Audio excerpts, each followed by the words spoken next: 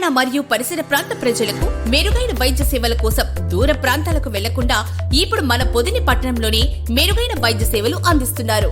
మన ఉడుమల హాస్పిటల్స్ పొదిలి మరియు దర్శి బ్రాంచెస్ నందు.